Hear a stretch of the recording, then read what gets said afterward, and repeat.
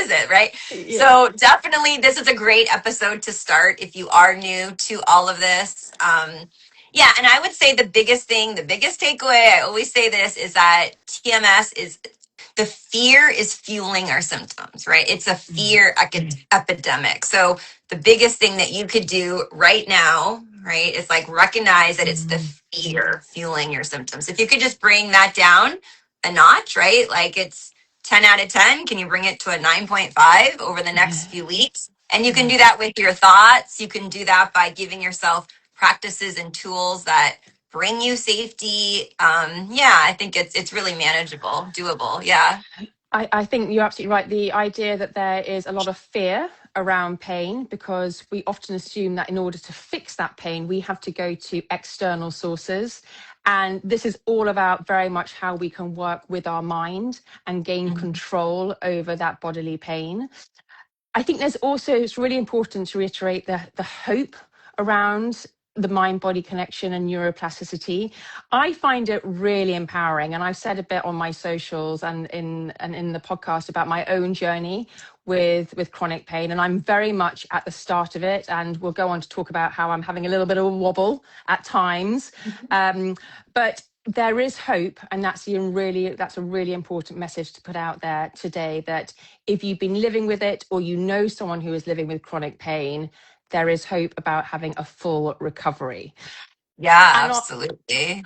I actually, you are the perfect example of that, Yeah, Jeannie. I mean, Can we here I can am. we talk can we talk about your experience of Sure. chronic pain? You know, how did it show up? How long did you live with it? And importantly, what was that shift when did you start to realize that you yourself could heal your pain and Yeah. you weren't relying on medication or therapies? Yeah. Well, so I have like a whole like cheat sheet of my own story because there's so many things. So I'm going to give you the really brief version today because it's a long story, but I have plenty of resources and podcasts if you want the more in depth. But, you know, in my early 20s, I was having stress fractures, shin splints, and that wasn't even like I was just like the pre stuff, right? Because that wasn't too bad. But just at age 20, I'm already in PT. And this is weird, Jeannie. I wasn't an athlete. I just was pretty active, but worked out a few times a week, did that step aerobics thing. You go up and down that step. So, oh, this is weird. Stress fractures. She works Yeah. out a few times a week, played tennis, that kind of stuff. But at age 26 was like the biggest hugest symptom. I had ankle pain so I had pain in my ankles, but burning, moving, all the things. I'm in Los Angeles, so I have access to great doctors, saw them all, you know, Cedars-Sinai, UCLA, all the MRIs, everything. I had surgery on my left ankle because he saw adhesions. Obviously, I know I have a scar there. I hate it, but obviously that didn't help. So I did all the things, and that was just the beginning. So that was 26. 4 years later, I got debilitating back pain. And then I started having really bad anxiety. I was already having anxiety, but anxiety, all of a sudden now I'm not sleeping. Really, like insomnia came because the back pain was so bad, and I'm still having ankle pain. So it's just like this rotating. A lot of us in this community are aware of symptoms that rotate. You know, there'd be periods of time where maybe it was lower, maybe it was all of them at once. It And would can be, I ask, yeah, Jeannie, yeah, what was going on in your life outside of the yeah, pain that you were living? What was going on in your life at these yeah. different times? Yeah. Well, I love to tell people too, because I know sometimes it's very common. I don't say sometimes, it's often that we see people. Later, I was diagnosed with fibromyalgia, but people with fibromyalgia or any of this chronic pain, it is common to see trauma, you know, in our childhood or in our early, any time in our life, right? I don't have the big T trauma. There's an ACE scale. I don't know if you're familiar with it, but it kind of measures the trauma 0 out of 10. I have a 0. Okay. Oh, But wow. Okay. yeah, so I'm this example that we all have small T trauma growing up, right? Because we live in a non-perfect world, and We're our humans. parents and yeah, our teachers and, you know, kids on the schoolyard, right? So that small T trauma can really affect us as well. So at the time I was buying my condo, which I didn't think was stressful, right? But like making a big purchase when you're, young and moving out of my parents' house, it was a big deal. And then I broke up with my boyfriend, but I remember like distinctly, I pushed that down because in my mind, and it's kind of true, like it was only 6 months and I wanted it, right? I broke up with him, but I remember like I really just pushed all the feelings down. I didn't even want to talk to him after it happened. Which, whatever, I mean, not to judge myself too much, but I didn't want to talk to him because I didn't want to feel anything. So I really Sure. was pushing it down, right? So again, And I how did and minimized how, those things. Yeah, like even at the and what beginning of my journey, it was like, those things aren't that big a deal because a condo is no, right? Like buying something isn't a big deal and the relationship wasn't a big deal. Sorry, yeah. it's amazing how your body holds on to that. Yeah, Clearly there was yeah, something going on that you weren't recognizing that emotion, and it was showing itself physically through pain. yeah. Yeah, and I think some of their pain can be symbolic, right? The ankles, it's like not able to move forward a bit, right? So maybe still feeling stuck. So Yeah. I think there's a lot of pressure when you're making a big investment that's like very serious, right? And I think it was stress and then also pushing it down. But I think honestly, if I had learned about TMS in the beginning, I would have been fine because I wasn't like afraid of it. It's just why would anyone feel their emotions if you don't have to? Like honestly, right? And my whole life I had been suppressing emotions. So it wasn't just like this one time, all the stress and all the fear that I started getting because at age 26 now all the doctors are telling me I'm not Sure. normal and nothing showing up on the MRI. I know some people you can see the MRI shows sciatica or some of these things, but in my case, nothing There's showed nothing. up. Yeah, So what was the shift, Jeannie? What made you yeah, move away from conventional medicine and treatments yeah, to a more holistic approach? yeah. Well, I was already looking at holistic approaches because I'm in LA, right? So we've got Yeah. the woo out here, Rachel. Yeah. We've got the Reiki and the energy healers. So I did all of that. Right? All these different doctors, foot and ankle, leg specialists. I mean, everything. When I say I've done everything, IV injections, I was doing Ayurveda, like all the things. And Yeah. then different practitioners, right? So it's not like I saw one Reiki practitioner. I saw three. And then Wow. I had four different chiropractors. So, and then in my 30s, I had all these other symptoms too. But so it was about 15 years of more Wow. symptoms on top of it. Wow. Yeah, nothing is, getting understood. I had IBS, I had chronic hemorrhoids that no one understood. Well, it's not just, by the way, because I want to just offer that sometimes people don't talk about things that are embarrassing, and I just Hmm. want people to like normalize things, right? Like, oh, Yeah. it's stress, not eating enough fiber. No, like in my case, it was not, right? And when the doctor's like, well, that I don't know what to tell you. Like, if you're drinking water and fiber and like then it all made sense later because I don't get them anymore. So there's a big component. Yeah. It's so different to what we've been growing up listening to, isn't it? That Yeah. different narrative, and you're ticking the boxes in terms of if someone was to hand you a sheet of are you doing this and are you doing that? Yes, you're doing it all and Yeah. more. But Yeah. so what happened when you thought you've got to Yeah. step away from what's out Yeah. there and actually start to look internally? When did that happen? Yeah. Oh, and this is the last thing I'll add too is I was a high school teacher. So that was adding a lot of stress because I didn't know that stress was affecting me. And then I would minimize that too, Rachel. No Yeah. surprise that like I'm Yeah. a high school teacher, but I don't have kids. And so I couldn't have stress because I see my friends with kids. And of course, as you know, it's a very different game. Oh, I couldn't have stress because I'm only a teacher. So yeah, I mean, and that's why I'm so passionate about this work because it took me 15 years to find Mm. it. So I had nothing come into my life that someone suggested it and I wasn't ready. You hear that sometimes, or they throw the book at the wall. No, never. So 15 years later, I was listening to a business podcast for business, and I heard Steve Ozanich as a guest who wrote a book called The Great Pain Deception. So he's on a business podcast. Yeah. Why is he there? Because the host had back pain and healed himself. Amazing. So, and then at that time, too, I was working with a coach who finally said, this is mind body, but I think you're in this category of the chronic pain. And so she, at the same time, recommended a chronic pain coach, TMS, who ended up being my coach. So at the same time, these two things. So I read that book. It's highlighted. All the ahas. I'm the perfect candidate. Yeah. Nothing made sense. And then in this book, it's talking about me, which people often say, right? Oh, It doesn't it's make like sense until it makes perfect sense. exactly. And the relief I can imagine when you Oh, started to connect the dots and thinking, I'm not going mad. I'm not imagining it because 15 years is an yeah, unbelievably a long time of so living in long. constant pain. And well, I can't imagine how you felt day to day. So when you came across this work through Yeah, listening and reading, like I said, the relief for that yeah. must have been incredible. And then And the from fear there, went down too, like so much immediately. Yeah.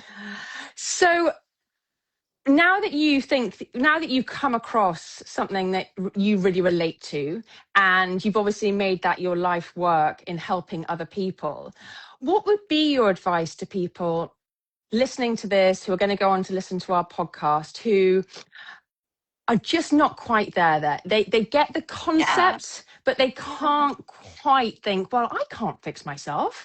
That's why there's Yeah. medication out there. I need to take the pill or I need to see a physiotherapist. What would you say to them about just trusting a bit more the mind body connection? Yeah, well, right now we have so much evidence that we didn't have even 20 years ago because we have fMRI machines that actually study the brain, and we can see the mechanism in the brain light up like a Christmas tree with emotional pain also, right? We would think like, oh, it's only physical pain. It's like the same part of the Yeah. brain when you're in heartbreak and you think, oh, this isn't real. Like it's real. And we have so many recovery stories. We have, and I have, and a lot of us in this field are clients who've walked this journey. So Yeah. the hope, to your point, just by reading that one book and seeing that there were other people like me Hmm. out there who healed, my fear went down dramatically. And I made a pretty quick recovery. Like my story is quick, but I think also I'll say the caveat is because I was already doing a lot of coaching and work on myself, right? It Yeah. wasn't just like I healed in a few months. I healed because I had a decade of personal growth experience starting to feel emotions, but I never knew about TMS, so I could never lower the fear. And I had, the 15 years, it actually wasn't constant pain. It would be debilitating pain for 3 months. I'd be on my couch on disability. I'd go back to work, maybe symptoms, got a little bit better, or then I'd have a month kind of a lot better. There'd be a month or so, no pain at all, but it was that constant fear and like Yeah. hypervigilance. And Yeah. when it came back, Rachel, you can imagine the devastation, the disappointment, like something's obviously very wrong with me. And even when I was feeling good, it was always that fear of like, well, don't do anything don't work out, Yeah. don't do that. So Yeah. that fear was there, right? So once I learned about this approach, and I would say just to validate, you don't have to believe 100%. I mean, most clients don't. Even Dr. Howard Schubiner, who's one of the legends in our field, he has said you probably won't believe it 100% until you're on the other side anyway. Yes. So let that Exactly. go. Doubt is part of the syndrome, as Dr. John Sarno, who's kind of the grandfather of this approach. So he said doubt's part of the syndrome. But if you can just have a little bit of that buy-in, and then you can work with someone or read a book, or our podcast is a great place to start. I mean, my fear went down so much Yeah. just learning about the science. It's all neuroscience. This isn't woo. This isn't energy, like crazy woo stuff at all. Well, I must say, for someone talking about myself who is not scientific at all, Yeah. I read John Sarno's book, and it is so easy to read. Yeah. It's not complicated, and you can relate pretty much to every page. If you're if you're living those symptoms, and also I imagine lots of other books out there as well have the same, but they have the patients' letters at the back, their recovery patients, and them in themselves, just hearing how people have recovered. But you touched on something, Jeannie, that I just want to pick up on that, and that is the recovery rate. Now, you said your own healing journey was quite short, but Mhm. I've also read that people's can take a lot longer. So, what Yeah. comfort can you give around that? Because I've only been learning about TMS, I'd say probably for the last 6 to 8 weeks. And my sciatica is so much better, but my Mhm. back pain is pretty intense at night. And I'm Yeah. just wondering, how do I keep that positivity going when at the minute I can't see a change? Yeah, well, this is kind of the good bad news, right? Like, I think any TMS coach or expert is going to say it's going to take as long as it takes because there's something there for you, you know? And like, in Okay. terms of my recovery, I would say it took a short time, but then it took a long time, right? Because it took me forever to get there. But the only reason I Yeah. was able to heal quickly because I already knew about before I worked with the mind body coach, I was like, are you sure you're supposed to be in your body? Like, why is that safe? Why do I need to be grounded? I live up here. What's bad about that? Right. So I was doing this work. And so it all kind of came together. So there's a few things that I think could be helpful for you, particularly is that there's John Sarno's, I don't want to say camp, but this is how I'm going to explain it. John Sarno really stresses in the Healing Back Pain book, you talked about the emotions, right? So we got to make sure, and you can make a comment about, you in the UK, because I don't want to assume, but we talked about it on the podcast, right? Exactly. Maybe some of you lovely UK people like to push your feelings down. I mean, Americans do too, but it's a thing, right? So Yeah. no judgment, but obviously I did it my whole life. So there's the emotions, and the thing Yeah. about that is they're suppressed subconsciously. So I used to say, well, I don't have any anger. And Yeah. then the understanding, well, that's because you're suppressing it, Jeannie. So I think Yeah. really looking at the emotions, and it might not be anger for someone, it could be jealousy, or it could be not able to feel joy, right? Some of us can kind of feel numb with things that are good. So I would say definitely to explore the emotions. But then for you, if that's feeling like you're getting a handle on that, the other kind of new emergence is from The Way Out. And have you heard of Alan Gordon? No. Okay, so write that book down. So The Way Out, and he talks about like the neural pathways and rewiring the Okay. neural circuits, right? So for you, if you're having thoughts, this is such a mind body component, right? If we have the thought, okay, it's evening, now my pain's gonna get worse. Okay, so it's mind body. We know now it's one. So we're actually programming the body. It's gonna hurt tonight. It's gonna be hard to get up in the morning. Oh, Hmm. kind of bracing for it, but also it's just the thoughts. So it's Sure. one. So Okay. what we need to do, and this can take some time and nuance, is we need to rewire those thoughts in the neural circuits, which you absolutely can do because you led this little live today with neuroplasticity. Again, Mhm. science. If anyone Yeah. comes to me, Rachel, and they say, I can't rewire my brain, I say, love you so much, you're wrong. And I have all the Yes. science, right? I have all the Yeah. science. Now, if someone says they can't and they won't and they don't try, then they won't, right? It's like, I can't lose weight, and then you never work out, you never go to Sure. the gym, you never Sure. change your diet, you won't. So if you say and you believe you won't, you won't. But neuroscience, neuroplasticity is for everyone. Yeah. Yeah. Everyone. So I would look at your next step is what are the thoughts that are causing fear? And we tend to have a lot of them. A Hmm. lot of them. And that takes a little bit of rewiring, which is, I can talk to you more about that, but that's a huge part. Like a lot of us, like I was going to bed at night because I had insomnia, like tomorrow's going to suck. I'm not going to sleep tonight.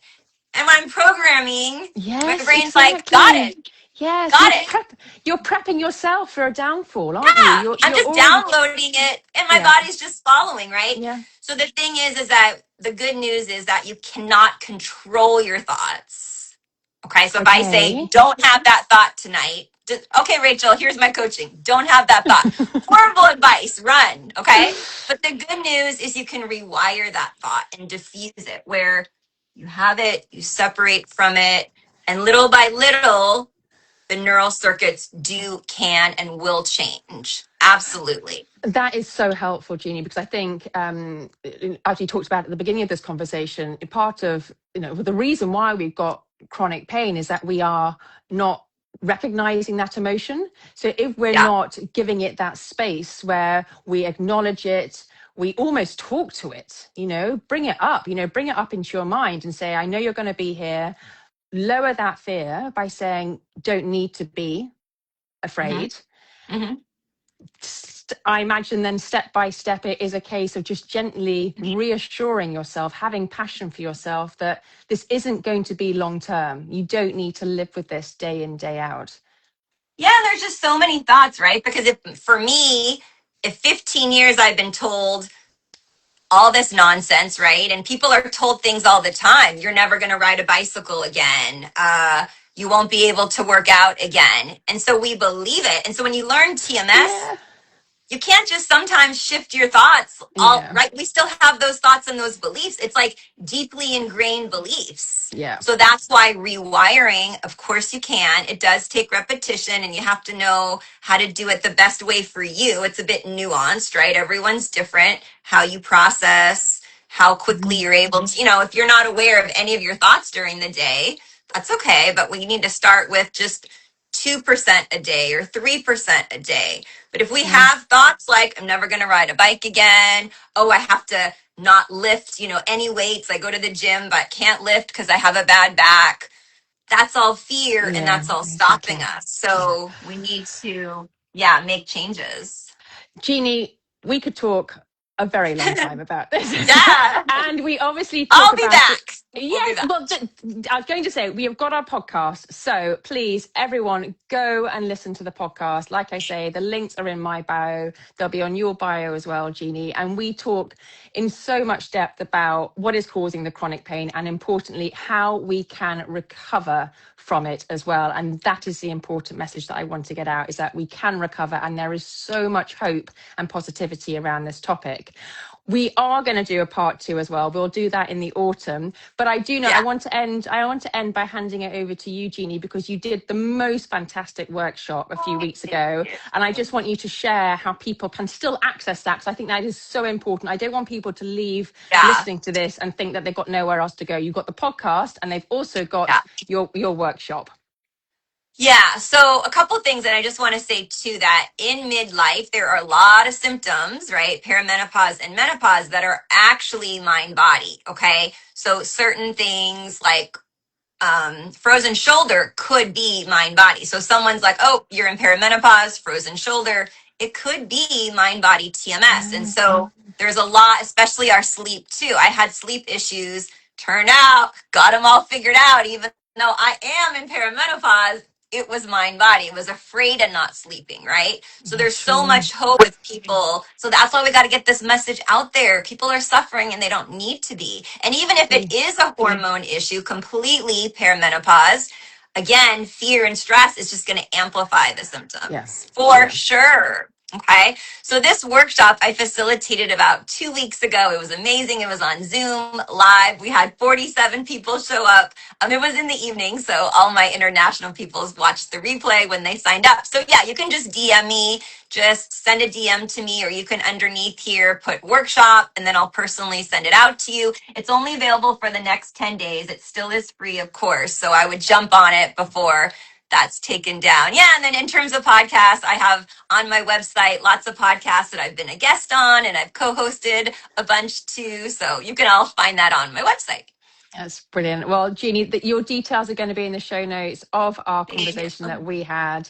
So people know how to find you. They know how to get more information from you and potentially work one-on-one with you. But for today, thank you again. Thank And you I so know much. we keep in touch, don't we, over DM. So I know we'll keep in touch over the coming months. And like I said, we'll Yeah. do something in the autumn, a part two to this Great. conversation. So thank you for this evening. Have a really wonderful summer in the meantime.